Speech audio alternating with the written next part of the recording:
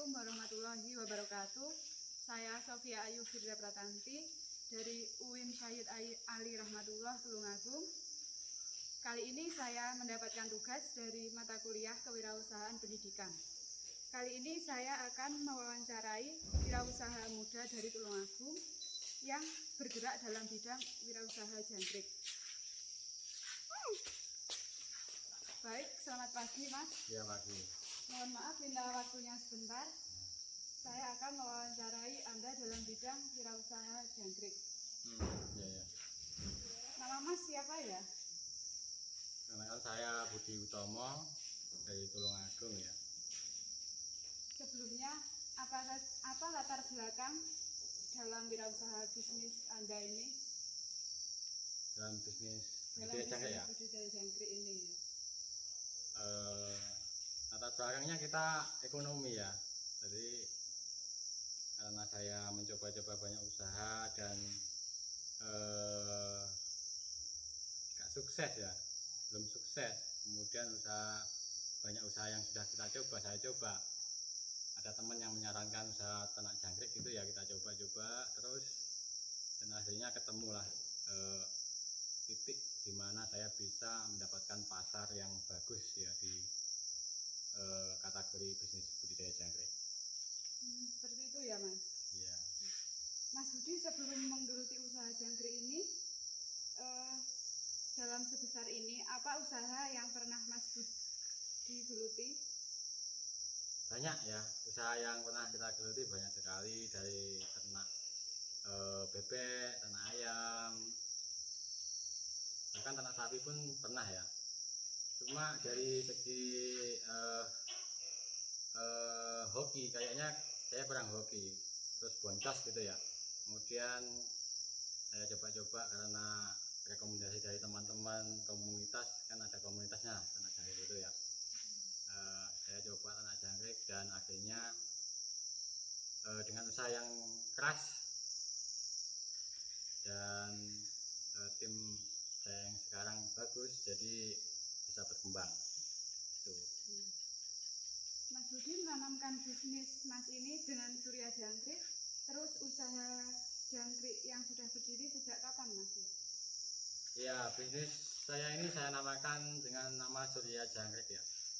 Jadi mudah-mudahan bisa memberikan lapangan kerja kepada banyak orang. Budidaya jangkrik ini saya geluti sudah sekitar tahun 2010. Jadi sekitar 11 tahunan dari tahun 2010. Cuma tanggalnya nggak pasti, masalahnya nggak ingat lah, lupa lah. Oh iya, sudah lama ya jadi. Ya lama, sudah 10 tahun lebih. Dalam usaha atau bisnis pasti ada hambatan dan tantangannya ya Mas? Iya. Terus kalau di bisnis usaha jangkrik seperti ini, hambatannya apa saja Mas? Hambatannya banyak sekali ya. Dari awal dulu ya kita kerjakan sendiri, saya, istri saya, kemudian bapak saya dan ibu saya. Kemudian sekarang semakin banyak ya susahnya banyak hamanya seperti ulat-ulat gitu, terus mengajari tim baru, mengajari karyawan baru yang paling susah ya, mengajari karyawan baru etos kerja yang bagus. Jadi mengajari karyawan etos kerja yang bagus itu sulit. Ada karyawan yang lemes, jadi kerja itu lemes, lemot, lambat. Jadi kita harus mensupport mereka, memberi semangat supaya cepat kerjanya, supaya kita nggak rugi. Kalau mereka kerjanya lemot, rugi, kita rugi waktu dan rugi biaya. Dan kadang-kadang karena mereka itu teledor, jangan kita banyak yang mati gitu ya. Oh iya, seperti itu. Iya, beratnya itu. Kalau kita kerjakan sendiri pasti ya bagus, cuma nggak kuat kita ya. Istri saya itu nggak kuat. Baik, dalam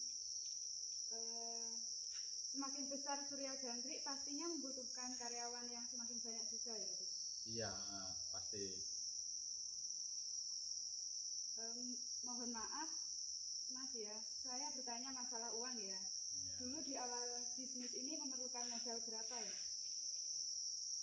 Dulu itu tahun 2010 itu saya mulai dari ini kan banyak ini hanya satu lokasi. Kalau lokasi kita kan banyak ya, nggak lebih dari 10 lah. Ya sebesar ini rata-rata sebesar ini, ada yang lebih besar. Terus itu kita mulai dari 2 kotak. Jadi 2 kotak ini ya.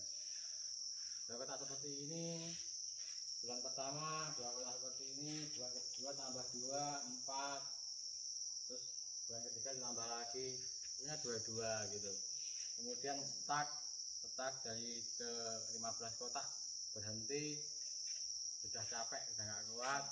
Kemudian mengembangkan lagi karena permintaan pasar bertambah, kita tambah lagi. Ya modalnya mulai dari nol, mulai dari kaki kita, boyok kita lah, bahasa Jawanya boyok kita ya. Iya.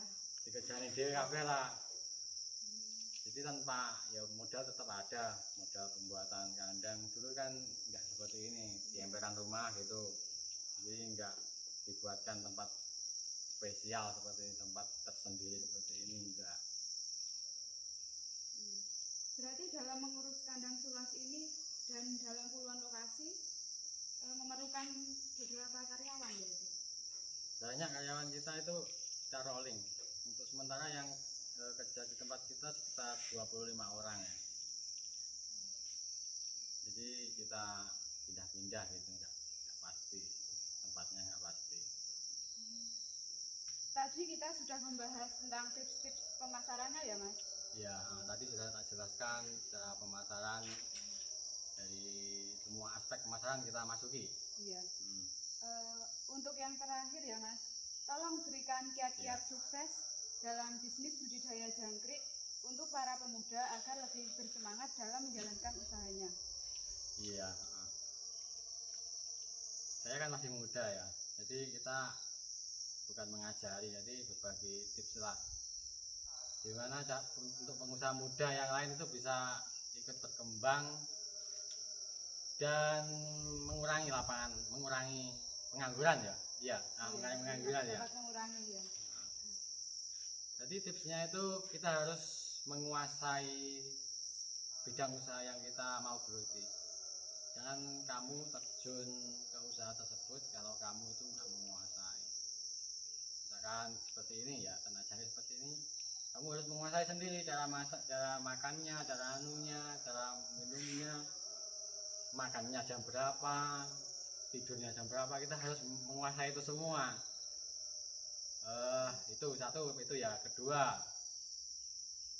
kita juga harus tahu ya nanti pemasarannya kemana. Jadi sudah ada yang terima atau belum. Kalau belum ada kita cari kalau belum ada pengepul kita cari pengepul. Kalau pengepulnya nggak ada, kita berusaha, karena kita sudah mengetahui ini beda-beda, setiap bidang pasti beda ya. Cuma saya menjelaskan bidang ternak jangkrik dari surya jangkrik yang sudah kita bangun selama ini. Misalkan pemasaran, kalau belum ada pengepul ya kita cari yang mau menerima hasil panen kita. Kemudian kalau nggak ada ya kita cari yang lain, misalkan dari Facebook dan sebagainya. Itu kan sekarang sudah up to date ya, jadi kita jual apapun bisa ya di Facebook. Kemudian tips yang lain, jangan menyerah ya. Kalau ada kendala harus kita pelajari, kita analisa. Nggak apa-apa hancur 1-2 kali, nggak apa-apa. Misalkan seperti ini ya, ini hancur, ini jangkriknya mati-mati gitu. Kita analisa kenapa mati. Nanti ke depan kita akan tahu dan kita akan punya solusi. Kemudian apalagi ya tipsnya ya, semakin besar bisnis kita semakin membutuhkan banyak orang. Jadi jangan takut buat mencari karyawan, karena kita mencari karyawan juga sebagian dari ibadah. Kita mengurangi pengangguran dan mereka bisa membantu kita, mereka juga